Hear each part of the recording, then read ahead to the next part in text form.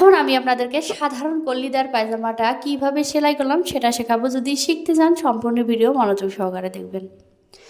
শুরুতে আমি জয়েন্টটা দিয়ে নিচ্ছি। উপরে যে রাবার ঘরের জন্য আমি যে জয়েন্টটা জয়েন্টের কথা বলেছি, সেই জয়েন্টটা আমি দিয়ে নিচ্ছি। এটা রাবার ঘরের ক্ষেত্রে যাবে, কিছুটা একটু বাড়তি করে নেওয়া হয়েছে। তো আমার এখানে যেহেতু পায়জামার কাপড় কম সেহেতু জোড়া দিলাম। তারপর আমি এখানে কল্লি দিচ্ছি। তো কল্লিটা আপনারা চাইলে ছোট করে দিতে পারেন। আমার যেহেতু কাপড় ছিল এক্সট্রা, সেজন্য আমি কল্লিটা একটু বড় করে দিয়েছি, কারণ অন্য কাপড় দিয়ে আমি এখানে মুটের কাপড়টা তৈরি করে নিয়েছি। দুই দিকের কল্লিটা আমি লাগিয়ে নিলাম, কেমন কি লাগিয়ে নিলাম সেটা দেখাচ্ছি। অবশ্যই কল্লিটা ডাবল সেলাই দিলাম। এখন চলে যাচ্ছি মুটার দিকে। মুটাতে আমি একটা কাপড় নিয়ে দুই ভাঁজ করে সেটা সেলাই করে নিচ্ছি। এখানে আপনারা চাইলে বক্রম ইউজ করতে পারেন, না চাইলে না, কোনো সমস্যা নাই।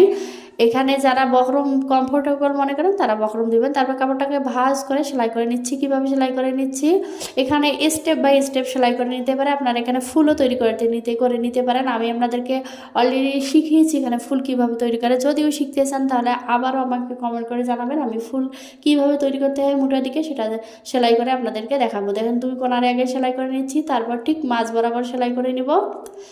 দুই ভাগে ভাগ করে নিচ্ছি। মাঝ বরাবর সেলাই করা মানে দুই ভাগে ভাগ করে নিচ্ছি, নিয়ে তারপরে এক্সট্রা দুই ভাগে সেলাই করলাম। অর্থাৎ মোট এখানে 5টা সেলাই ব্যবহার করলাম। সেলাই করলে তাতে এনাফ হয়ে যাবে, যেহেতু আমার এখানে মুটাটা একটু চিকন করে তৈরি করে নিচ্ছি। তারপরে আমি এখানে হাইয়ের জায়গাটা জয়েন দিয়ে নিচ্ছি। হাই দুই দিকে আমি জয়েন করে নিব। অবশ্যই এই জায়গাগুলো ডাবল সেলাই দিয়ে নেবেন, এই জায়গাগুলো খুবই ছিঁড়ে যায়। তো এখানে হাইয়ের জায়গায় আপনারা ডাবল সেলাই দিয়ে নেবেন। এইদিকে সুন্দর করে সেলাই করে নেবেন যাতে খুব সুন্দর ফিনিশিং আসে, নয়তো বা আঁকা পাকা করলে খারাপ লাগবে দেখতে। এভাবে করে সুন্দর করে সেলাই করে নেবেন, আমি যেভাবে করে নিচ্ছি।